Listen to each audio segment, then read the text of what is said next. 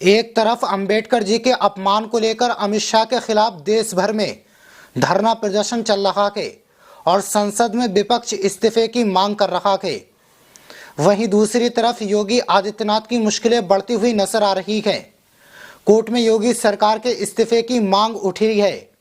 योगी आदित्यनाथ देश के सबसे ज्यादा आबादी वाले प्रदेश के मुख्यमंत्री हैं, लेकिन इस बार जो होड़ लगी है बीजेपी में वो है सबसे बड़ा हिंदूवादी नेता होने की। सबसे बड़ा हिंदूवादी नेता होने की होड़ में योगी आदित्यनाथ सबसे पहले नजर आ रहे हैं।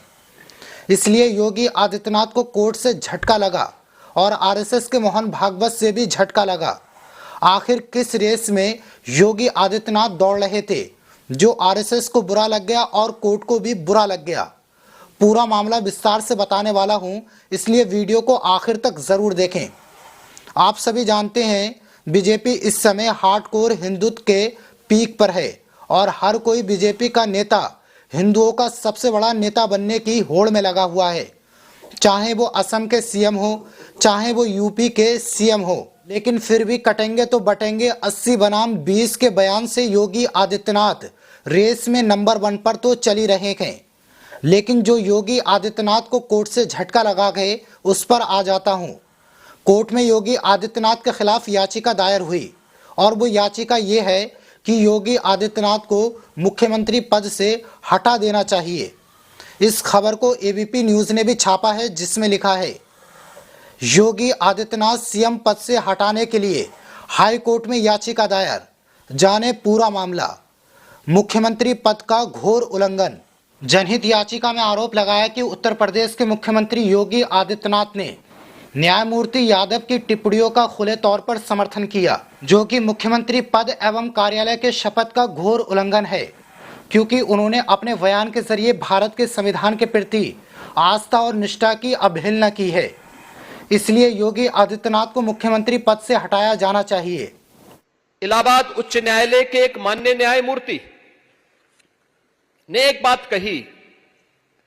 उन्होंने कहा समान नागरिक संहिता तो होनी चाहिए और दुनिया के अंदर तो बहुसंख्यक समाज की भावनाओं का सम्मान हर हाल में होती है। अगर दुनिया में होती है तो भारत में अगर बहुसंख्यक समाज के हितों की चर्चा कोई कर ले, उस सच्चाई को कोई बोलता है, कौन सा अपराध हो गया? आपने देखा होगा इन लोगों ने राज्यसभा में माननीय न्यायमूर्ति के खिलाफ भी महाभियोग की नोटिस दी है। कोर्ट में इस मामले को लेकर सुनवाई हो रही है कि योगी आदित्यनाथ को उत्तर प्रदेश के मुख्यमंत्री पद से हटाया जाए, उनका इस्तीफा लिया जाए। कुछ दिन पहले न्यायमूर्ति शेखर यादव ने बयान दिया था कि कटमुल्ले देश के लिए खतरनाक है, मुसलमानों से देश को खतरा है। जज शेखर यादव के इस बयान का समर्थन करने की वजह से योगी आदित्यनाथ पर याचिका अदालत में दायर की गई और अभी खबर ये आ रही है कि सुप्रीम कोर्ट ने शेखर यादव से सार्वजनिक तौर पर माफ़ी मांगने के लिए कहा और शेखर यादव ने माफ़ी भी मांग ली, लेकिन सुप्रीम कोर्ट ने फिर भी शेखर यादव को माफ़ नहीं किया। जितने भी इलाहाबाद हाई कोर्ट में अहम मामले थे उसमें से शेखर यादव को बाहर निकाल दिया गया और निचली अदालत के छोटे केस हैं जो 10 साल पुराने हैं वो सिर्फ दिए गए हैं। इस खबर को हिंदुस्तान न्यूज़ पोर्टल ने छापा भी है, जिसमें लिखा है जस्टिस शेखर कुमार यादव पर एक्शन। एससी ने अहम मामलों की सुनवाई से हटाया क्योंकि सुप्रीम कोर्ट ने मांगी थी रिपोर्ट। एक धर्म विशेष के लोगों के खिलाफ हाईकोर्ट के जज का बयान आया और उसी नफरती बयान का योगी आदित्यनाथ समर्थन कर रहे हैं। इसलिए अदालत से योगी आदित्यनाथ को झटका लगा। सीएम पद से हटाए जाने की याचिका पर हाईकोर्ट के जज सुनवाई करने लगे। अब आते हैं मोहन भागवत प्रमुख की तरफ। किस तरीके से उन्होंने योगी आदित्यनाथ पर ब्रेक लगाने का काम किया। हाल ही में आपने देखा है संभल में क्या हुआ, फिर वैसा ही हंगामा अजमेर में करने की कोशिश हुई और देश की अलग अलग मस्जिदों में मंदिर बताने का काम किया गया। अब इन्हीं मामलों पर मोहन भागवत ने बड़ा बयान दिया। आप अपनी स्क्रीन पर हेडलाइन देख सकते हो। कुछ लोगों को लगता है कि वो मंदिर मस्जिद करके हिंदुओं के नेता बन जाएंगे। बिना नाम लिए मोहन भागवत ने बीजेपी के ऊपर हमला बोला। जैसा कि मैंने वीडियो के शुरू में आपको बताया, बीजेपी हिंदुत्व के पीक पर है, इसलिए हर कोई हिंदुओं का सबसे बड़ा नेता बनना चाहता है। चाहे वो अनुराग ठाकुर हो, आप उनका नफरती बयान देख लीजिए जंतर मंतर वाला, चाहे आप असम के मुख्यमंत्री के बयान देख लीजिए या फिर योगी आदित्यनाथ के बयान देख लीजिए। 80 बनाम 20 कटेंगे तो बटेंगे। और आरएसएस प्रमुख मोहन भागवत दरअसल हिंदुओं के सबसे बड़े नेता हैं। आरएसएस प्रमुख मोहन भागवत ने बड़ा और सख्त बयान दिया। बता दें कि भागवत ने मंदिर मस्जिद विवादों के फिर से उठने पर गहरी चिंता जताई। उन्होंने कहा कि अयोध्या में राम मंदिर बनने के बाद कुछ लोग ऐसे मुद्दों को उछालकर खुद को हिंदुओं के नेता साबित करना चाहते हैं।